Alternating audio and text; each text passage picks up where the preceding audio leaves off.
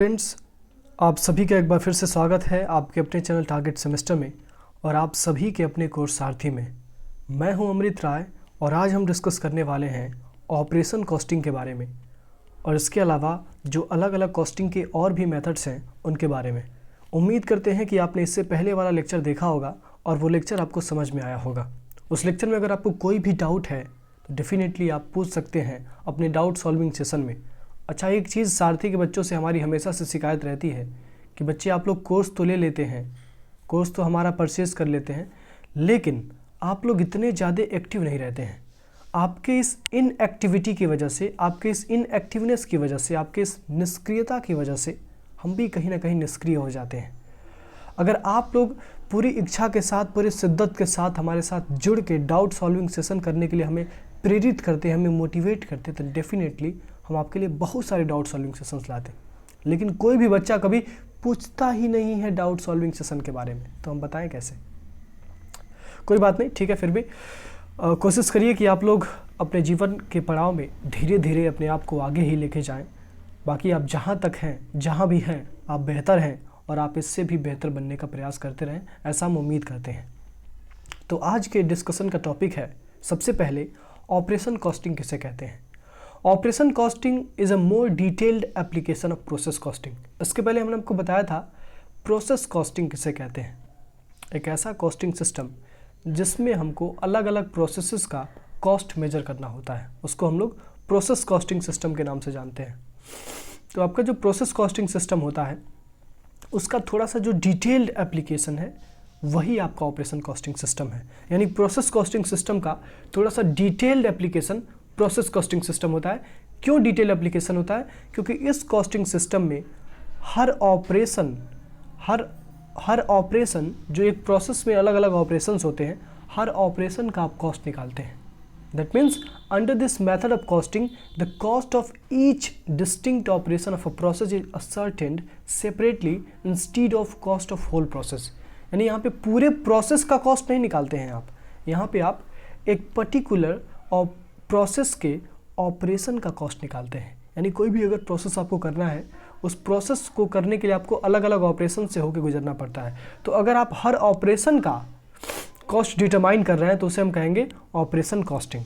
ठीक है स्टूडेंट्स, चलिए आगे बात करते हैं। अगला है, this method of costing is applied where the manufacturing process consist of a number of different operation. यानी ये ऑपरेशन कॉस्टिंग वहाँ अप्लाई होगा, उस इंडस्ट्री में अप्लाई होगा जहाँ पे मैन्युफैक्चरिंग प्रोसेस में अलग अलग ऑपरेशंस होते हैं। अलग अलग ऑपरेशंस का मतलब क्या है? जैसे मैन्युफैक्चरिंग का जो प्रोसेस होता है उसमें अलग अलग काम होते हैं। जैसे सबसे पहला काम रॉ मटेरियल डालना, फिर रॉ मटेरियल डालने के बाद मशीन से जो फिनिश्ड प्रोडक्ट्स निकले हैं उनको निकालना, निकाल के उनको पैक करना। ठीक है, तो अगर कोई ऐसा मैन्युफैक्चरिंग इंडस्ट्रीज है जिसमें आपके प्रोसेस, आपके ऑपरेशन को करने के लिए, सॉरी, आपके मैन्युफैक्चरिंग को करने के लिए डिफरेंट ऑपरेशन से होकर आपको गुजरना पड़ता है, तो उस पर्टिकुलर इंडस्ट्री के लिए this operation costing is the best costing system. क्योंकि वहाँ पे एक प्रोसेस में डिफरेंट ऑपरेशंस है और जहाँ भी जिस इंडस्ट्री में भी एक ऑपरेशन में एक प्रोसेस में डिफरेंट ऑपरेशंस होते हैं, वहाँ पे ऑपरेशन कॉस्टिंग का यूज़ बेहतर माना जाता है। आगे लिखा गया, this method is use by works और लीडर टेनरीज। जो वर्क्स और लीडर टेनरीज होती हैं उनके द्वारा इस मेथड को यूज़ किया जाता है। चलिए आगे बात करते हैं। अगला है आपका ऑपरेटिंग कॉस्टिंग। ये क्वेश्चन इंपॉर्टेंट है, ये पर्टिकुलर टॉपिक इंपॉर्टेंट है, यहाँ से अलग अलग प्रकार के क्वेश्चन बनते हैं। सबसे पहला क्वेश्चन ये बनता है कि ऑपरेटिंग कॉस्टिंग कौन सी प्रकार की इंडस्ट्री यूज़ करती हैं। तो हमेशा आपको याद रखना है, operating costing is used by the service rendering industries. यानी ऐसी इंडस्ट्रीज जो सर्विसेज प्रोवाइड करने का काम करती हैं, उन्हीं इंडस्ट्रीज के द्वारा ऑपरेटिंग कॉस्टिंग का यूज़ किया जाता है। That means this method of costing is use by the service rendering undertakings. जितनी भी सर्विस रेंडरिंग अंडरटेकिंग्स होती हैं उनके द्वारा इस मेथड को यूज़ किया जाता है। ठीक है स्टूडेंट्स, चलिए। This method is use by transport, electricity, water supply, hospitals, nursing homes. A special feature of operating costing is that the unit of cost is generally a compound unit, यानी जो आपका operating costing होगा वो सबसे पहले सारे की सारी सर्विस इंडस्ट्रीज के द्वारा यूज़ किया जाएगा। सर्विस इंडस्ट्रीज से क्या मतलब है? ऐसे इंडस्ट्री जैसे बिजनेसेस जो सर्विसेज प्रोवाइड करते हैं, जो आपको कोई सामान नहीं देंगे, आपको कोई गुड्स या फिर आपको कोई आर्टिकल्स नहीं देंगे, they will provide you services. जैसे ट्रांसपोर्ट की सर्विस, बसेस जो होते हैं, इलेक्ट्रिसिटी की सर्विस, वाटर सप्लाई की सर्विस, हॉस्पिटल की सर्विस, नर्सिंग होम की सर्विस। अगर कोई ऐसी इंडस्ट्री है जो इस प्रकार की सर्विसेज प्रोवाइड करती है तो वो इंडस्ट्री जनरली ऑपरेटिंग कॉस्टिंग का यूज़ करती है। आपको याद रखना है, ऐसी इंडस्ट्रीज़ जो सर्विसेज रेंडर करें, वो कोई भी सर्विस हो सकती है, ट्रांसपोर्ट हो सकता है, इलेक्ट्रिसिटी हो सकता है, वाटर सप्लाई हो सकता है, हॉस्पिटल हो सकता है, ऐसी बड़ी बड़ी इंडस्ट्रीज़ ऑपरेटिंग कॉस्टिंग का यूज़ करती हैं। ऑपरेटिंग कॉस्टिंग का जो सबसे खास विशेषता है वो ये है कि ऑपरेटिंग कॉस्टिंग में जब आप पर यूनिट कॉस्ट मेजर करते हैं तो वो पर यूनिट कॉस्ट का मेजरमेंट यूनिट एक कंपाउंड होता है, एक कंपाउंड मेजरमेंट यूनिट होता है। यानी उस मेजरमेंट यूनिट में दो मेजरमेंट यूनिट आते हैं। जैसे आपको पता होगा, आप अपने डिस्टेंस को मेजर करने के लिए मीटर का यूज़ करते हैं, आप टाइम को मेजर करने के लिए आवर, मिनट और सेकंड का यूज़ करते हैं, और आप करंट को मेजर करने के लिए किलोवाट, एम्पियर का यूज़ करते हैं। लेकिन ऑपरेटिंग कॉस्टिंग में आप अगर कॉस्ट पर यूनिट निकाल रहे हैं किसी इलेक्ट्रिसिटी बिजनेस का, तो आपको किलोवाट का भी यूज़ करना होता है और आवर का भी यूज़ करना होता है, यानी किलोवाट पर आवर का यूज़ करना होता है। यहाँ पे क्या स्पष्ट हो रहा है कि ऑपरेटिंग कॉस्टिंग में दो डिफरेंट मेजरमेंट यूनिट्स का कंपाउंड यूज़ हो रहा है। किलोवाट एक अलग मेजरमेंट यूनिट है और आवर एक अलग मेजरमेंट यूनिट है। आवर ऐसा मेजरमेंट यूनिट है जो टाइम को मेजर करता है, और किलोवाट ऐसा मेजरमेंट यूनिट है जो टाइम को नहीं, वो एम्पियर, करंट को मेजर करता है। तो इन दोनों को जोड़ के बनाया गया है किलोवाट पर आवर। तो इसीलिए कहा जा रहा है कि ऑपरेटिंग कॉस्टिंग की जो सबसे खास विशेषता है वो ये है कि ऑपरेटिंग कॉस्टिंग में हमेशा एक कंपाउंड मेजरमेंट यूनिट को यूज़ किया जाता है। ठीक है स्टूडेंट्स, चलिए आगे बढ़ते हैं।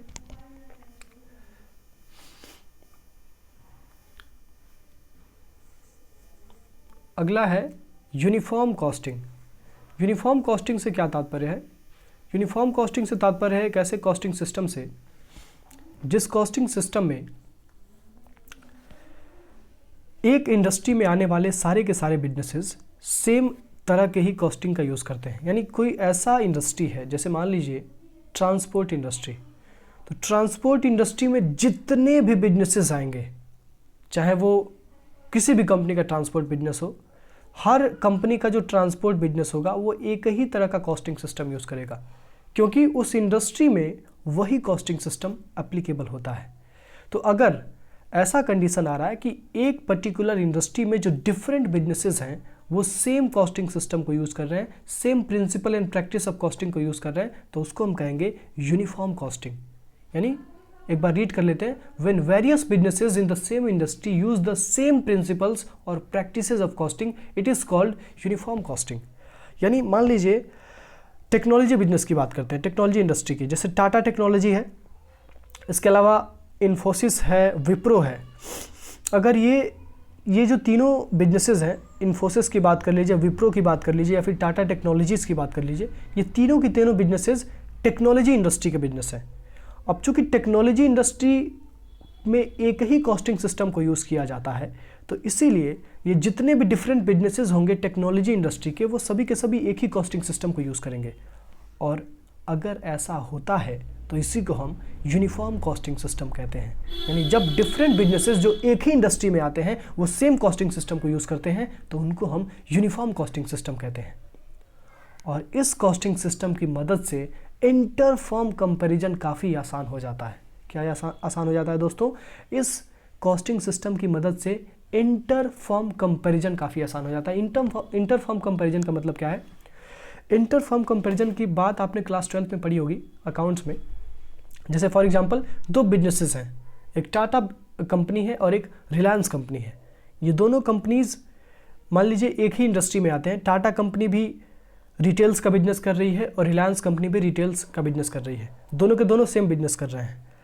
टाटा कंपनी का इस साल का प्रॉफिट 10 करोड़ है और रिलायंस कंपनी का इस साल का प्रॉफिट 15 करोड़ है। तो हम इंटरफर्म कंपैरिजन में क्या करते हैं, टाटा कंपनी के प्रॉफिट की तुलना रिलायंस कंपनी के प्रॉफिट से करते हैं, क्योंकि दोनों के दोनों ही इंडस्ट्री सेम बिजनेस में है और सेम ही प्रोडक्ट बेच रहे हैं। ठीक उसी प्रकार से अगर दो इंडस्ट्रीज ऐसी हैं जो सेम कॉस्टिंग सिस्टम को यूज़ कर रही हैं तो उनके बीच में तुलना करना, उनके बीच में कंपैरिजन करना काफ़ी आसान हो जाता है। रैदर अगर वो इंडस्ट्रीज अलग अलग कॉस्टिंग सिस्टम यूज़ करें, अगर सारी इंडस्ट्रीज़ जो भी आपके कॉस्टिंग सिस्टम में आप स्टडी करने वाले हैं वो अलग अलग कॉस्टिंग सिस्टम को यूज़ करेंगी तो आपका कंपैरिजन मुश्किल हो जाएगा। ठीक है, याद रखना आपको कि अगर कोई ऐसी इंडस्ट्री है जिसमें different businesses same costing system को यूज़ कर रहे हैं तो उसको हम कहेंगे यूनिफॉर्म कॉस्टिंग। अगला है मल्टीपल कॉस्टिंग या फिर कंपोजिट कॉस्टिंग। मल्टीपल कॉस्टिंग क्या होता है, मान लीजिए टाटा कंपनी है, स्पेशली मैं एग्जांपल देना चाहूँगा आईटीसी का। आपने आईटीसी का नाम सुना होगा, इंडियन टोबैको कंपनी। ये एक ऐसी कंपनी है जो सुई से लेके जहाज़ तक बनाती है, यानी इस कंपनी में कोई ऐसा प्रोडक्ट नहीं है जो नहीं बनाया जाता है। अभी जो आईटीसी कंपनी है मल्टीपल प्रोडक्ट्स बना रही है। अब जब भी कोई कंपनी मल्टीपल प्रोडक्ट बनाती है तो उसको हर प्रोडक्ट को बनाने के लिए एक डिफरेंट कॉस्टिंग सिस्टम यूज़ करना पड़ता है। जैसे आईटीसी जितने भी प्रकार के तंबाकू होते हैं सारे के सारे तंबाकू बनाती है, टोबैकोस। इसके अलावा फ्रीज हर चीज़ आपको मिल जाएगा, आईटीसी का पंखा सब कुछ। तो अगर आईटीसी को एक पंखा बनाना है तो पंखा बनाने के लिए आईटीसी को एक अलग कॉस्टिंग सिस्टम को यूज़ करना पड़ेगा। अगर उसको एक बिस्किट बनाना है तो बिस्किट बनाने के लिए एक ऑल टुगेदर अलग कॉस्टिंग सिस्टम को यूज़ करना होगा। यही खूबसूरती है मल्टीपल कॉस्टिंग सिस्टम या फिर कंपोजिट कॉस्टिंग सिस्टम की, कि ये कॉस्टिंग सिस्टम वही बिजनेसेस यूज़ करते हैं जिन बिजनेसेस के पास प्रोडक्शन के लिए कोई एक प्रोडक्ट नहीं होता है। इनके पास मल्टीपल प्रोडक्ट्स होते हैं, बहुत सारे अलग अलग प्रोडक्ट्स होते हैं जो ये मैन्युफैक्चर कर रहे होते हैं। So this costing system is applicable for those businesses where a variety of goods are produced. Since there are different types of product, so each product is produced by a separate costing method. अब यानी multiple costing system उन businesses के लिए applicable होता है जहाँ पे variety of goods बनाए जाते हैं, कोई एक सामान नहीं बनाया जाता है, अलग अलग प्रकार के सामान, अलग अलग प्रकार के गुड्स बनाए जाते हैं। अब क्योंकि अलग अलग प्रकार के प्रोडक्ट्स, अलग अलग प्रकार के गुड्स बनाए जा रहे हैं, इसीलिए हर प्रोडक्ट के लिए एक सेपरेट कॉस्टिंग सिस्टम होता है। इसीलिए हम इसको मल्टीपल कॉस्टिंग सिस्टम कहते हैं, क्योंकि यहाँ पे मल्टीपल प्रोडक्ट्स के लिए मल्टीपल कॉस्टिंग सिस्टम को यूज़ किया जाता है। क्लियर है स्टूडेंट्स? चलिए आगे बढ़ते हैं। अगला है डिपार्टमेंटल कॉस्टिंग। अब डिपार्टमेंटल कॉस्टिंग क्या होता है, इसके नाम से स्पष्ट है, ऐसा कॉस्टिंग सिस्टम जिसमें हम अलग अलग डिपार्टमेंट्स का कॉस्ट निकालते हैं। जैसे मान लीजिए कोई बड़ी कंपनी है जैसे रिलायंस कंपनी, उसमें अलग अलग डिपार्टमेंट्स होते हैं, production department, sales department, marketing department, HR department. हर पर्टिकुलर डिपार्टमेंट का एक कॉस्ट होता है। अगर हम पूरे कंपनी को डिपार्टमेंट वाइज बांट देते हैं और हर डिपार्टमेंट का एक सेपरेटली हम कॉस्ट निकालते हैं तो इसको हम कहेंगे डिपार्टमेंटल कॉस्टिंग। यानी डिपार्टमेंटल कॉस्टिंग कॉस्टिंग सिस्टम का एक ऐसा मेथड है जिसमें हम पूरे कंपनी को डिफरेंट डिपार्टमेंट्स में सेग्रीगेट कर देते हैं, बांट देते हैं और हर डिपार्टमेंट का सेपरेटली कॉस्ट निकालते हैं। और हर डिपार्टमेंट के कॉस्ट को एक टर्म दिया जाता है, वो टर्म है कॉस्ट सेंटर। क्या कहा जाता है? Cost centre. यानी जो प्रोडक्शन डिपार्टमेंट का कॉस्ट होगा उसको हम प्रोडक्शन कॉस्ट सेंटर कहेंगे, जो सेल्स डिपार्टमेंट का कॉस्ट होगा उसको हम सेल्स कॉस्ट सेंटर कहेंगे, जो मार्केटिंग डिपार्टमेंट का कॉस्ट होगा उसको हम मार्केटिंग कॉस्ट सेंटर कहेंगे। ठीक है स्टूडेंट्स, चलिए एक बार रीड कर लेते हैं। This costing system is used by those businesses where different department exist. यानी ये कॉस्टिंग सिस्टम केवल उन्हीं बिजनेसेस के लिए एप्लीकेबल है जहाँ पे कोई एक डिपार्टमेंट नहीं है, जहाँ पे अलग अलग डिफरेंट डिपार्टमेंट्स हैं। दूसरी चीज़, this system is used where cost of every department और a cost center is required to be ascertain. यानी ये सिस्टम तब यूज़ होगा जब हर डिपार्टमेंट या हर कॉस्ट सेंटर को आपको असर्टेन करना पड़ेगा। ठीक है स्टूडेंट्स, चलिए आगे बात करते हैं। Last topic of the day, दो टॉपिक्स हैं, कॉस्ट प्लस मेथड और target costing method. Cost plus method क्या होता है? साधारण भाषा में आपको बताते हैं। जैसे मान लीजिए आप मार्केटिंग इंडस्ट्री में काम करते हैं, आप मार्केटिंग इंडस्ट्री के एक प्लेयर हैं, आप मार्केटिंग बिजनेस करते हैं। आपके लिए काम आया जो ऑल टुगेदर आपके लिए एक नया था। अब वो काम आप खुद नहीं कर सकते हैं, उस काम को आपको किसी दूसरे पर्टिकुलर बिजनेस को डेलीगेट करना पड़ेगा।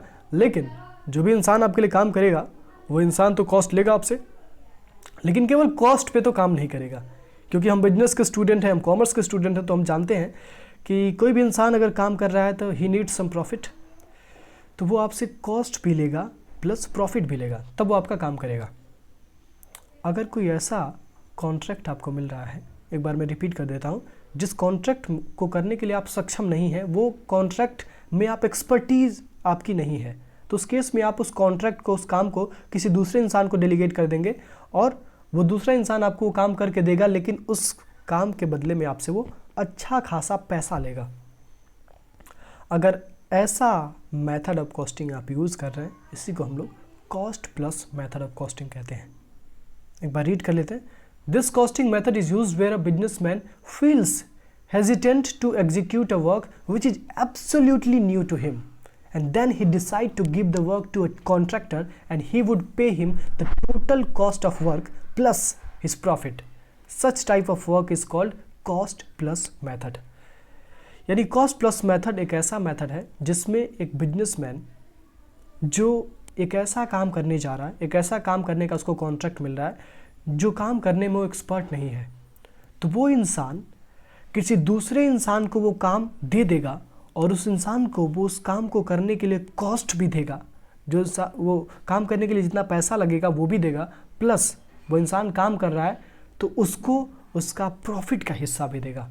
यानी cost plus method of costing ऐसा मेथड ऑफ कॉस्टिंग होता है जिसमें कोई एक पर्टिकुलर इंसान किसी दूसरे इंसान को एक कॉन्ट्रैक्ट देता है और वो कहता है कि आप मेरा कॉन्ट्रैक्ट ये काम कर दीजिए, अब इस काम को करने के लिए आपको जितना भी खर्चा लगेगा वो मैं खर्चा भी दूंगा प्लस आपको प्रॉफिट भी दूंगा, तो उसको हम कहेंगे cost plus method of costing. Last topic of the day, target costing method. Target costing method एक ऐसा मेथड ऑफ कॉस्टिंग है जिसमें हम पहले ही किसी भी काम को, किसी भी पर्टिकुलर वर्क को, किसी भी पर्टिकुलर प्रोडक्शन को करने से पहले ही उसका प्रोडक्ट कॉस्ट डिटरमाइन कर लेते हैं। जैसे मान लीजिए हमको आने वाले 1 साल के अंदर 10 करोड़ बिस्किट्स बनाने हैं। अब वो 10 करोड़ बिस्किट्स बनाने में कितना खर्च आएगा, अगर हम पहले से ही उस कॉस्ट को असर्टेन कर ले रहे हैं, उस कॉस्ट का पता लगा ले रहे हैं और फिर हम जब प्रोडक्शन कर रहे हैं तो उस कॉस्ट को अपने दिमाग में, अपने माइंड में रख के कर रहे हैं कि हमारा जो कॉस्ट है वो इससे ज़्यादा नहीं होना चाहिए, तो इस कॉस्टिंग मेथड को हम कहते हैं टारगेट कॉस्टिंग मेथड। यानी ऐसा कॉस्टिंग मेथड जिसमें आप किसी काम को करने से पहले उस काम का कॉस्ट डिटरमाइन करते हैं और उस काम को जब आप कंप्लीट कर रहे होते हैं, उस काम को जब आप एग्जीक्यूट कर रहे होते हैं, तो उस समय आप उस पहले प्री डिसाइडेड कॉस्ट को ध्यान में रखते हैं और उसी हिसाब से आप अपने काम को एग्जीक्यूट करते हैं। एक बार रीड कर लेते हैं। The businesses where the cost price of work is ascertained by experts in advance before the commencement of the work. यानी काम शुरू करने से पहले ही आपने उसका कॉस्ट डिटरमाइन कर लिया, उसका कॉस्ट असर्टेन कर लिया है। At the time of production the target cost is kept in mind. This method is generally used in big contracts. यानी प्रोडक्शन करने के समय ऐसा नहीं है कि आपने पहले डिसाइड कर लिया कि मुझे इस काम को करने में 50 करोड़ का खर्च लगेगा, लेकिन आप जब प्रोडक्शन कर रहे हैं तो वो 50 करोड़ का अमाउंट भूल ही गए आप उसमें एक्चुअली 100 करोड़ लगा रहे हैं, तो फिर आप टारगेट कॉस्टिंग मेथड का सही से एप्लीकेशन नहीं कर पा रहे हैं। टारगेट कॉस्टिंग मेथड का सही से एप्लीकेशन तब हो पाएगा जब आप अपना कॉस्ट प्री डिसाइड कर लेंगे, प्लस उस कॉस्ट को जो आपने पहले से डिसाइड किया है उसको हमेशा ध्यान में रखेंगे जब भी आप प्रोडक्शन कर रहे होंगे। ठीक है स्टूडेंट, और ये मेथड ऑफ कॉस्टिंग जनरली बड़े बड़े कॉन्ट्रैक्ट्स में यूज होता है। जब किसी कंपनी को बहुत बड़ा कॉन्ट्रैक्ट मिलता है जिस कॉन्ट्रैक्ट में उसको बहुत ज़्यादा प्रॉफिट होने वाला है और वो कॉन्ट्रैक्ट वो चाह कर भी मना नहीं कर सकता है, तो उस कॉन्ट्रैक्ट में जनरली ये टारगेट कॉस्टिंग मेथड यूज़ होते हैं। और टारगेट कॉस्टिंग मेथड में हम करते क्या हैं, हम सबसे पहले काम को शुरू करने से पहले ही उस पर्टिकुलर काम को करने का टोटल कॉस्ट असर्टेन कर लेते हैं और जब उस काम को एग्जीक्यूट कर रहे होते हैं तो उस टोटल कॉस्ट को अपने जहन में, अपने दिमाग में रख के करते हैं। That's it for this lecture. मिलते हैं नेक्स्ट लेक्चर में पूरी ऊर्जा के साथ, तब तक पढ़ते रहिए पूरी शिद्दत के साथ।